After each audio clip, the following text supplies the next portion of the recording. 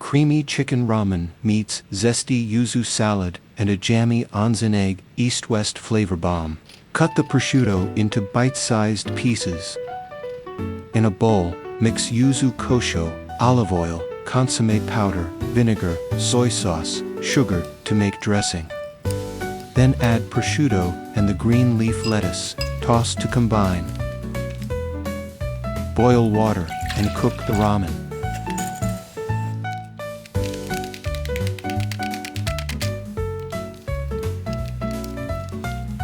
Serve the ramen in a bowl, top with the salad mixture, and place the onsen egg on top.